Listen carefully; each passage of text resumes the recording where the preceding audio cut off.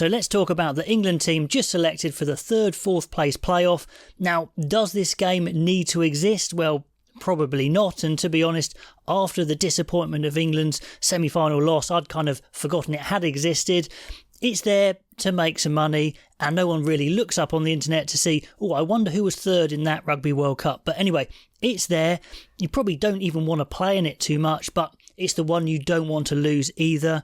Can you finish the World Cup on a high, or do you go home with your tail between your legs? So we can see from this selection, England are giving game time to some people who haven't played a lot in this World Cup, but also they're trying to win it, I think. So let's have a look at the lineup, and we've got Genge, Dan and Stewart. Ellis Genge not starting in that semi-final, and rightly so, because Marler and Cole did such a great job in the scrum. Marler we won't see. He's played his World Cup, and maybe he's played his final game for England. We will see. Cole will see one more time, and I think it is his last game for England as well, or certainly his last World Cup, that's for sure. Theo Dan, he's kind of just been there to make up the numbers, to be honest. At hooker, it's been Jamie George or nobody. Dan's a really exciting player. Can he take over from Jamie George when Jamie George finally does retire? I think Jamie George does have some more years left in him for England. I think he's going to be very useful to be a transition hooker, because there's not a lot of hookers, knocking at the door at the moment. So a few youngsters, Dan being one of them. A bit of a loser on this team is Jack Walker. Only saw a little bit of game time in those pool stages, so I would have expected to have seen him, but no, not at all. And the other loser, actually, whilst we're on it, is Max Malins. Again, a little bit of game time in this World Cup and doesn't feature here either, so they'll definitely be pretty gutted with that, or very gutted, to be honest. Stewart, should they have played Stewart at tight head on the bench instead of Sinclair? Well, maybe, but Stewart hasn't exactly torn up trees either. Sinclair we don't see, so he's done, and that's another World Cup finish on disappointment really for him after getting injured in 2019. Second rows, we see Itoje again. That's interesting, and that says to me England really want to go for this game. They really want to try and win it, because they could have started Ribbons, could have started Martin. So they're going Itoje and Chesham, and I think it was right to start Martin in that last game, for that extra heft behind the tight head, so it seemed to work. But Chesham has been, the number one choice, if you like, with Itoje, and it looks like this team is set up to play a bit faster. I do hope so. England have had a very boring style of play. If you're not an England fan, you wouldn't really want it to turn on to watch them. Some interesting comments from the media saying things they'd rather do than watch England play. But I do think this team is going to play a bit more exciting in this game. I hope so. It depends on the rain, of course, and things like that. But look at that back row. Curry at blindside, Underhill at open side. So he's come over to the World Cup, been called into the squad, and at least he gets a game. And he's a class player. He's been there, done it with England, and he's definitely not over the hill. Still in his mid to late 20s.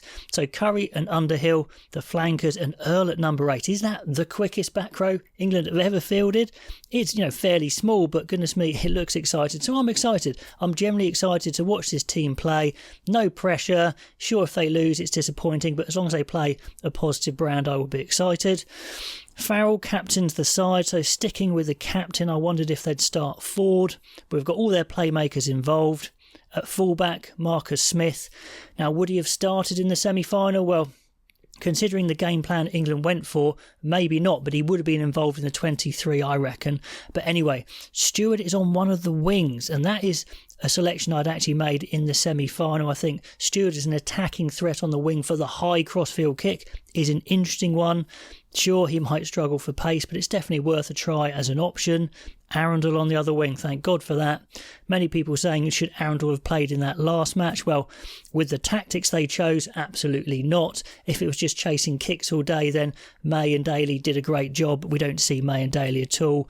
Their time is done in this World Cup, and again, maybe their time is done for England. We will see. But Arundel, can he get the ball? Can he play some exciting rugby, score some tries? That's what everyone wants to see. A little bit of a surprise in the centres. Ollie Lawrence, I thought he'd get a start at 12. I don't quite understand why Tuolangi's playing with Marchant again. Tuolangi on the bench would have been fine. But anyway, those two have done well together. Tuolangi and Marchant. Lawrence off the bench again.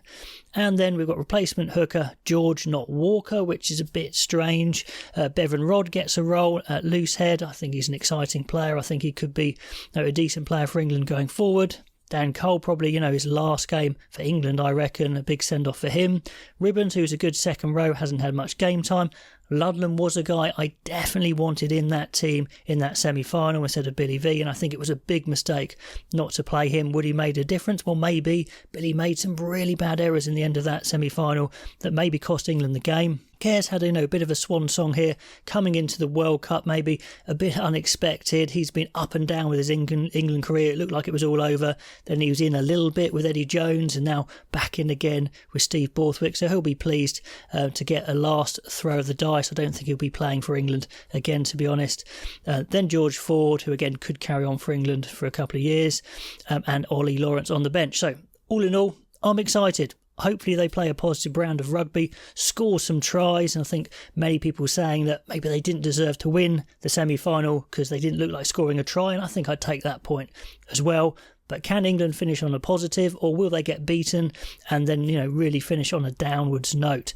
Let me know about that team in the comments below. If you haven't subscribed already to the channel, that would be great. We're going to be doing plenty more videos, obviously building up. We've got the World Cup final, of course, and then all the videos after that, dissecting the World Cup final, how each team have done, all that sort of thing, building up to next year. Plenty of things going on in rugby. So comments below on this team, and I'll catch you next time.